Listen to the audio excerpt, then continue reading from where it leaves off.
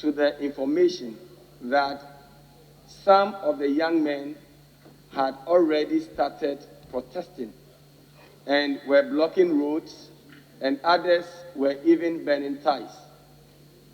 Right Honorable Speaker, as soon as I got to the location of the demonstration, together with the police, who had previously been notified under the Public Order Act, Mr. Speaker, we went through the road and I led the police to de-escalate and make sure that all the youth came under control until we all gathered at Otinibi, where we then proceeded on our demonstration under the leadership of the police and ended at Aimensa.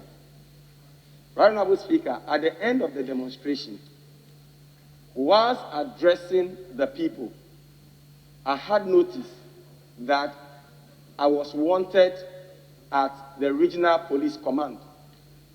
Mr. Speaker, I inquired that I was supposed to come to Parliament to ranking members and deputy ranking members meeting at 11. So even though the demonstration was scheduled to end at 11, we hurried and made sure that we ended by 10 a.m. so I can come to Parliament. So I made this known to the police and asked that if it is just an invitation to do a post-mortem of the demonstration, they should allow me to come to Parliament. After Parliament, I can always come there, or the following day, I would come. Mr. Speaker, they insisted that they were not going to allow me to go. So I inquired, are you putting me under arrest? If you are putting me under arrest, then you need to tell me the reasons for the arrest and read out my right to me. And knowing that I'm a sitting member of Parliament on parliamentary duties, you would have to write to the Right Honorable Speaker before I can respond to any criminal complaint that you may want to bring. Mr. Speaker, after this conversation, I went on to speak to the rest of the media men and made it very clear that the invitation that I had been given, I had declined the invitation, and that they know what they should do appropriately by writing to the Speaker.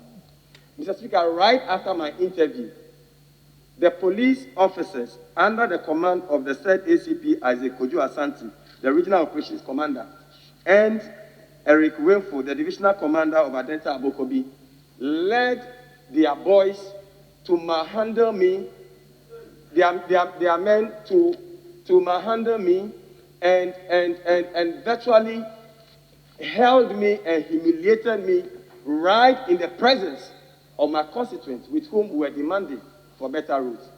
Right Honorable Speaker, but for the fact that the youth ganged up to rescue me from the hands of the police, they would have just bundled me like a common criminal into their standing vehicle. And Mr. Speaker, when the youth eventually supported me and got me into my vehicle, Mr. Speaker, the said police officers stood in front of my vehicle and continued to bang my vehicle and refused that they were not going to allow me to leave the venue of the demonstration until I mustered courage and sped off the area. Mr. Speaker, I believe that the conduct of the said two officers are clear.